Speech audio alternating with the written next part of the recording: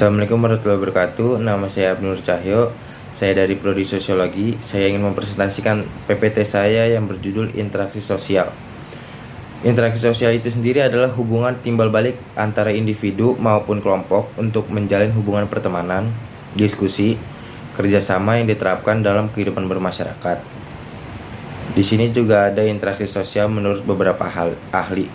Yang pertama, Gilin dan Gilin merupakan hubungan-hubungan sosial yang dinamis yang menyangkut hubungan antar perorangan, antar kelompok-kelompok manusia maupun antar perorangan dengan kelompok.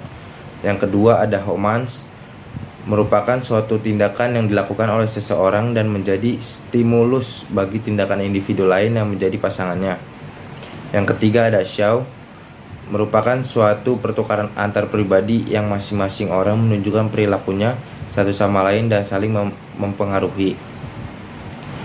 Yang keempat ada Thibaut dan Kelly, merupakan suatu peristiwa saling mempengaruhi ketika dua orang atau lebih hadir bersama dan terjadi komunikasi antar satu sama lain. Yang kelima ada Bonner, merupakan suatu hubungan antara dua orang atau lebih di mana kelakuan individu mempengaruhi atau mengubah individu lain dan sebaliknya. Yang keenam ada Kimball Young dan Raymond Wimak, merupakan hubungan-hubungan sosial yang dinamis dan menyangkut hubungan antar individu dan kelompok dan kelompok. Bentuk-bentuk interaksi sosial. Di sini ada dua jenis, asosiatif dan disosiatif. Asosiatif itu sendiri ada beberapa, digolongkan menjadi 4. Ada kerjasama, akomodatif, asimilasi, akulturasi. Sedangkan disosiatif dibagi menjadi 3. Di dalamnya menjadi 3, ada persaingan, kontraversi, pertentangan. Yang pertama ada asosiatif dari kerjasama. Kerjasama adalah suatu usaha bersama antara orang perorangan atau kelompok manusia untuk mencapai satu atau beberapa tujuan bersama. Yang kedua ada akomodasi. Akomodasi itu adalah suatu proses di mana orang perorangan atau kelompok-kelompok manusia yang mula-mula saling bertentangan, saling mengadakan penyesuaian diri untuk mengatasi ketegangan-ketegangan. Yang ketiga ada akulturasi. Akulturasi adalah suatu proses yang timbul apabila suatu akulturasi kelompok manusia dan kebudayaan tertentu dihadapkan dengan unsur-unsur dari kebudayaan asing dengan sedemikian rupa sehingga unsur-unsur kebudayaan asing itu lambat laun diterima tanpa menyebabkan hilangnya kepribadian itu sendiri. Yang keempat ada asimilasi. Asimilasi adalah usaha mengurangi perbedaan yang terdapat di antara beberapa orang atau kelompok serta usaha menyamakan sikap, mental, dan tindakan demi tercapainya tujuan bersama. Disosiatif. Disosiatif yang pertama itu ada persaingan. Persaingan adalah proses sosial yang ditandai dengan adanya saling berlomba atau bersaing antar individu atau antar kelompok tanpa menggunakan ancaman atau kekerasan untuk mengejar suatu nilai tertentu supaya lebih maju, lebih baik atau lebih kuat. Ya, yang kedua ada kontravensi. Kontravensi adalah suatu bentuk proses sosial yang berada di antara persaingan dan konflik. Yang ketiga ada konflik. Konflik adalah suatu proses sosial di mana orang perorangan atau kelompok manusia berusaha untuk memenuhi tujuan dengan jalan menentang pihak lawan yang disertai dengan ancaman dan kekerasan. Ada juga faktor-faktor pendorong interaksi sosial. Interaksi sosial ini dibagi menjadi 5. Yang pertama ada imitasi, sugesti, identifikasi, simpati, dan empati. Yang pertama, imitasi. Imitasi adalah tindakan atau usaha untuk meniru tindakan orang lain sebagai tokoh idealnya. Yang kedua, sugesti. Sugesti adalah pemberian pengaruh pandangan seseorang kepada orang lain dengan cara tertentu sehingga orang tersebut mengikuti pandangan atau pengaruh tersebut tanpa berpikir panjang. Yang ketiga ada identifikasi. Identifikasi adalah kecenderungan atau keinginan dalam diri seseorang untuk menjadi sama dengan orang lain. Yang keempat ada simpati. Simpati adalah suatu proses yang merasa tertarik pada orang lain.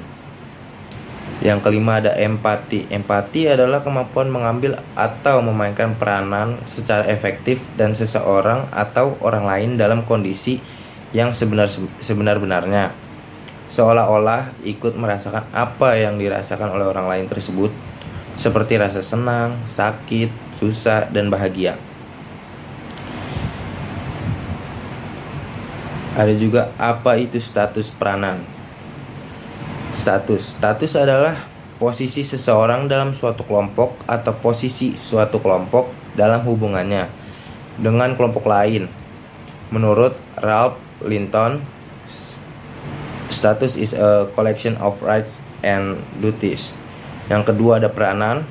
Peranan adalah perilaku yang diharapkan dari seseorang yang memiliki status tertentu. A dynamic aspect of status, Ralph Linton.